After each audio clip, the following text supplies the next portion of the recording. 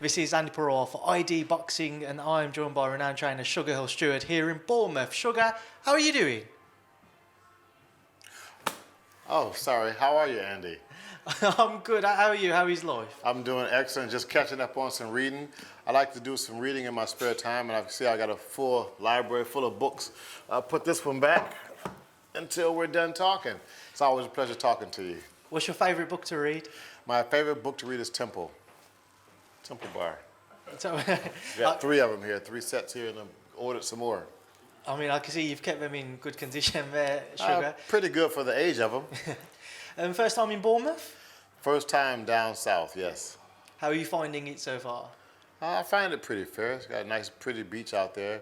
I know this is a place where a lot of people come and visit and have vacations, and I can see that now. It was Wednesday when I got in, and there was loads of people on the beach Wednesday, similar to Miami style, where I just come from. Talks about that, the first training camp out in Miami, Sugar, obviously straight into it. Ben Whittaker, the man who many people have been looking forward to seeing make his pro debut. You had one training camp over here in the UK for what was meant to be the original debut date being pushed back. Out there now in Miami, how did it go? The training camp went excellent. He's got a lot of boxing with different styles of boxers, which he wasn't able to get over here in Birmingham when we had the first camp. That was when he was scheduled for in early July. So the camp in Florida was just a good mix. It was a great environment, like a family environment. Everybody worked together with each other, and he picked up a lot of experience from these veteran fighters that he was boxing with. And it was just a happy environment, watching him grow and get better. Just even from the first camp that we had. It wasn't even really a camp. It was just 2 weeks. So just spending more time together and learning each other more, learning how to push him, and learning, how fast he's catching on. Ben speaks about how much of a perfectionist you are and how much you are drilling him to ensure that he follows by your game plans, by your tactics, so that he can kind of insert what you're telling him to do into his style. How have you found his adjustments? Is he doing a good job at the minute? Do you feel like he hasn't picked it up as quickly as what you would have liked, or do you feel otherwise? I feel he's doing a very good job at understanding what I'm teaching him, and following through with it. It just takes time with everyone, and I guess it's a pretty good question because everyone's learning curve is different and their comprehension. So Ben, he understands that he's been boxing, he's athletic. And it's just, like you said, it's just fine-tuning some things where, I'm going to go in there and fine-tune it to make it a beautiful sculpture. As we touched on earlier on, a lot of people are excited to follow the journey of Ben Whittaker from the pro debut onwards. There's a lot of excitement around him. For yourself, Sugar, where does he rank in terms of past people you've worked with as to how excited he makes you to see how far you can go on this journey with him? Well, for me, it's very exciting because this is something that I've always dreamed of is having a person turn professional and take them to a world championship, not just already being maybe a top level fighter such as Tyson, Fury, or just a fighter with some professional background, but just taking them straight from amateur to professional. And it was something that I mentioned after Tyson, Fury, and Deontay Wilder fought for the second time, that was the first time I was involved in. They asked me, what do you want to do after the fight? And I said, retire. I'm going to sit on the porch, some lemonade, go back to the gym and train some amateurs to be a world champion. So this is my training an amateur to be a world champion now. I'm sure you've had plenty of people approach you and ask you to train them, especially over these last few years whilst you've been working with Tyson. Everyone's seen how you two have flourished together. What in particular about Ben, though, made you feel like you could just bode so well and you could bring the best out of him in the pro ranks? Well, I've watched his training. He's got very hard, training methods, and he loves that physical challenge, and he also loves the mental challenge. And one of the things that caught my eye and attention with him was I was in camp with Tyson here in Malcolm, and we were just going through some YouTube, watching the old Larry Holmes fights, George Foreman, and he was talking about some British fighters, and Ben Whittaker came up. He said, look, I want to show you this guy right here. And he showed me him fight, and I was like, oh, pretty good. And he showed me him after the Olympics, and he was upset about about choosing my words wisely, receiving a silver medal in the Olympics, and how he was upset about it, and you know, how he acted out in that way. And for me, I thought it was fine. It wasn't that he did anything wrong. It's just he just acted out his emotions, you know, how he knew and how he felt. So the thing that impressed me was that, yeah, he was upset about that. He wanted more. He wasn't just happy with just, losing and getting second place, because he had a goal for gold and being number one, being the best, and he was very upset about that. And that's one of the things that I really liked about him, being upset about losing that fight and wanting to be better. So for him with that attitude, and me and my teaching style and wanting things perfect, and him loving it because he wants to be the best, it all works out perfectly. It was two very different scenarios. When you go back to, I know you wasn't working with Tyson for the fight, but the first Deontay Wilder fight, when most people felt he should have won on the scorecards, obviously there was a lot of frustration there that he never got the decision. And you mentioned Ben at the Olympics, just never fought well enough to win in the final, but both of them frustrated that they never got the decision, they never were successful in those fights. When you look at that, when you look at the characteristics, maybe even their styles, do you see similarities between Tyson and Ben? I do see some similarities with Tyson and Ben. It was, you'd have said, I guess, besides myself, maybe picked up on that, but just their athleticism and the way they fight as an amateur. They don't fight like a traditional British fighter. It's pretty much off the wall, and it's successful. So that shows me a lot in that person and how they think, and how they can go out there and create things in that ring. So just putting some other things, I keep saying things because I don't want to give away my magical secrets, but just putting together other learning utensils to help them out and to become better, become a superstar is what I see Ben Whittaker becoming. What were the benefits of training out in the States, Sugar, in comparison to that first brief time you spent together in the UK? How beneficial was it for him to be out in the States with you in Miami? It's very beneficial for Ben being in the U.S. or pretty much wherever I'm at training, is because it's going to be around top-level professional boxers, in which we're grooming him into being. So this is just all a learning, learning while you live while you learn, and so forth. So this is just the best kind of learning you can have, is being around it and getting a good understanding from different perspectives of these champions and these top fighters that he's going to be around. It's the way Emmanuel did it, so it's just the way I'm doing it. I'm not going to step outside of the path that Emmanuel did, not too far at all, because what he did was correct, and I'm just following and doing what he taught me. What are you hoping to see from Ben come Saturday night, Sugar? Knockout. Oh, were you finished? No, I'm expecting Ben to. I'm expecting him to get a knockout, because that's just what we train for. But just for everyone to see his improvements, and this is just a little bit of improvements. We've only been working together for, let's just say, 1 month, pretty much. So it was 2 weeks in Birmingham, and then it was like 3 weeks in the U.S. We'll just round it off to 4 weeks, which is a month. We've only been working together for 1 month, so the future is bright. I know, obviously, in your case, you only work with Ben, but for some fans, there's been a level of frustration that at the beginning stages of these amateurs' careers, who have had such a glittering amateur career, they haven't maybe faced somebody more competitive in their opening bouts. Look at Ben's opponent on Saturday, Greg O'Neill. What makes you believe that he's a good step for his first fight as a professional? What is Greg O'Neill's record? 6 wins, 6 defeats, and 1 draw, I believe. Yeah, that's what I thought. I don't want to be incorrect, but so a fighter like that, I mean, he's had some wins, he's had some losses. I wouldn't particularly want to see Ben Whittaker in there with a fighter with a losing record. That's not who Ben Whittaker is. Ben Whittaker is a fighter that likes to be challenged. I want those same challenges for Ben Whittaker. Myself personally, I would have put him in there with someone else with a better record. But at that time, we would have had more time to work together. So the right opponent for the right time is good matchmaking and good promoting. So this is where we are, and I'm happy for it. But in the future, I expect to see Ben Whittaker moving along, fighting much better competition, challenging himself and improving and growing to be that superstar.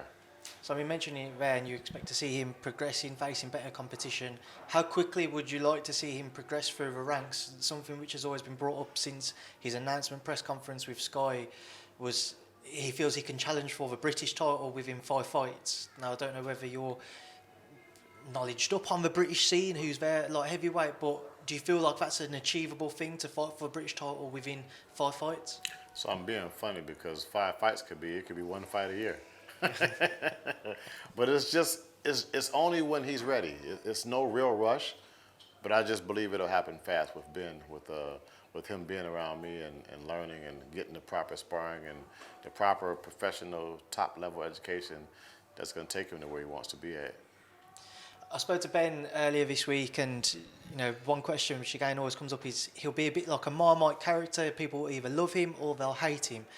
But he said that when he's been with you out in Miami, you've kind of helped him to realise he doesn't always need to be as flashy. He doesn't always need to do the talking. Just go and do it in the ring. What did you say to him to make him maybe realise that, or maybe change his tune into his approach? Well, it's not one particular thing that I'm saying to him. I'm just telling him about life. I'm telling him about the business, reminding him that this sport here is entertainment. But first of all, you have to do your job, but your job has to be entertaining enough for the fans. So it's just finding a happy medium and a balance, just finding himself. And for me, I'm still learning and finding myself as being professional and as being myself as well. So it's he's watching me. I'm learning from my fighters as the fighters learn from me. So we continue to help each other in all aspects to make us all grow and to become better. He's obviously a very young and confident man. What pleases you the most about having somebody who has so much belief in his abilities? A person like that is just is strong-willed and very determined. And I guess the way I teach it is sometimes I'm hearing it's difficult the way I teach, because I want it done right, and I want it done right over and over again to be perfect. So in certain times and situations, you don't have to think about anything. You just react, and you're going to get that perfect result. Sugar, we're down here in Bournemouth. We're one side of the country on the beachfront. Another side of the country you've been on the beach at is Morecambe, the home of the Gypsy King, Tyson Fury. Morecambe Bay. Sugar, how is the big man? The big man's doing well. I spoke with him yesterday when I touched down, as I should. I got to let him know I'm back in the country, back home. And, we talked for a bit and talked a little bit of boxing and things outside of boxing. But, nothing concrete, nothing sound, just talking. We spoke about Ben Whittaker. I sent him some videos of Ben training and sparring, and he was like, he's like, good jab, you got it working. And, just things of encouragement like that about the training that he saw from Ben sparring and me and Ben doing pad work. And he's very happy. He even talked about possibly stopping down here for the fight Saturday. Does Tyson give yourself or maybe Ben feedback as to how he feels he could improve? Me and Tyson talk, so it's not. I don't really know what to say as feedback, but I guess we vibe off of each other. So if I'm showing him something, he says something, then it's kind of like, okay, yeah, thanks for the approval, because I know you see what I see and things like that. And Tyson and Ben haven't been around each other yet, but when that time comes, I'm sure it'll be quite the same, because we treat everything like a family. So if he's around me and around Tyson, then we're all brothers. You said you spoke to Tyson about boxing stuff. Yeah. Talk to me a little bit more about that. Sugar. I can't say a word. I can't say a word. With a grin on your face, it suggests it's something big which is in the pipeline. Right? It's always, if it's GK, it's always okay and it's always big. Sugar, obviously, there's a lot of rumours at the minute that he may be coming back for what I'd assume be some form of an exhibition bout with Thor. I say rumours, Tyson's gone on record saying that it's something which is being considered as well. Can you tell me anything about that, the potential Thor fight? No, I can't. It's just, I know me and Tyson talked, and we talked a little bit of boxing, so that's about all I can say. And what you're saying something about some boxing, so maybe something will happen. I don't know. But right now, Tyson's retired and he's loving it. Is he retired, Sugar? Of course he is. He said it. How can I say? So he said he's retired, and I'm saying, no, he's not retired. So let's just say that then. Let's see how that works. So no, Tyson's not retired. Let's see how far that goes. Sugar, obviously, I'm sure he's keeping his eye on August 20th, Usyk-AJ too. I've asked you this before, but obviously we've seen Tyson come out now, talk about potential Thor fight. He's commented on AJ, commented on Usyk. Is there any more a part of you, inside of you, that feels he would come back for that fight, for the undisputed championship of the world? Tyson's a fighting man, so he loves the sport. He's a heavyweight historian, so yeah, obviously he's watching the Usyk and AJ fight, unlike myself. I'm probably watching golf maybe or something like that, which is something I'm trying to learn more and be a perfectionist at. So yeah, but Tyson's Tyson. I mean, how many times do people believe what Tyson says anyway? That's one of the things, obviously, a lot of people are always questioning as to what is the truth and what isn't with Tyson. But listen to this. It's the truth. Nobody can tell somebody how they feel when they change their mind, like later on tomorrow. You may say, I'm not hungry today, right now, but then tomorrow you're hungry. So because you're not hungry, I don't want any food today, doesn't mean you don't want any food tomorrow. So is that you trying to say that Tyson's hunger will come back after August 20th? I'm just saying everybody says something and changes their mind. Everybody's done that before. So when people don't believe Tyson and say, oh, it's just him. He's being normal like everyone else. So, yeah. So I'm going to work out New Year's resolution. Don't. Let's say Tyson does come back for that fight there, That's Sugar, say that was to take place in December. Your eyes flickered there. Is that not a possibility? I'm just thinking, you're saying December, so they're fighting August, September. Because that was an original date that was being spoken about. So it would be December, January, February. So my eyes flicker because I'm wondering who you're going to say he's going to fight. Well, the winner of Usyk or I'm waiting Joshua. to see which one you're going to say. Listen, it's not down to me to say. But let's say he was to come back at the end of December, whether it be January, February, Usyk, Joshua winner, undisputed title bout. Where would Tyson's legacy stand if he became undisputed heavyweight champion against one of those opponents? I believe it would stand just as it is now. To me, I feel Tyson's accomplished everything in boxing in the heavyweight division. He's had all the belts, just didn't have them at the same time, which isn't his fault. It's just the way life is. Everybody can't. I believe now we're just now having more undisputed champions in boxing, and then throughout history for some magical reason things are aligning differently, but they don't align for everyone, and it's not, that path isn't for everyone. So for Tyson, he's done everything in the heavyweight division. Which style would you prefer for Tyson, Anthony Joshua's or Alexander Usyk's? Either one of them, both at the same time. Which proposal? One round after another. They can take turns and they can they can network together, like form a team and have a plan to beat them. Which do you feel would pose the more of a difficult night's work for Tyson? Don't know to say. Depends on which Tyson we create for that fight. Just final one then before I let you go, Sugar. Just on Anthony Joshua and Alexander Usyk, their rematch on August 20th. What are your thoughts now? We're obviously only 4 weeks out. Oh, my thoughts is to make the best man win. Come on, Sugar. Give me a bit of a breakdown. Obviously, I've asked you before about potentially working with AJ, so I know that's not the case. I'm not saying that now, but how do you actually anticipate it will play out? Do you know what I thought about the first fight? Yeah, if you remember, I didn't even watch it. Were you not tuning in? I didn't watch it. We were in training camp. I didn't watch that fight. The rest of the team was watching the fight, but I wouldn't watch it. I watched maybe like 30, close to 40 seconds, and I got up and went outside and started barbecuing. It's just because I kind of saw what was going to happen for the rest of the fight, so it was like, I'm not going to sit and watch this. Because they were all on the couch cheering and talking, oh, no, he's going to come back. Oh, no, he's not. They were having little arguments and bets and stuff like that, and I was just like, I'm not part of that. I'm outside. I know what's going to happen. I'm a grown man. Let the children sit on the couch and play.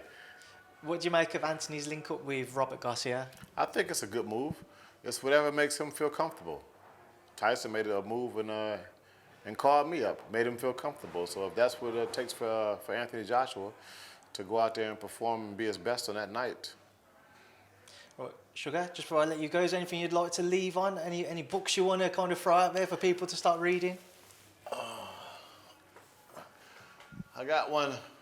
It's in my other library, so we'll just wait until another time when we do another interview, and I'll take you around to my more elaborate laboratory where I keep my more profound books.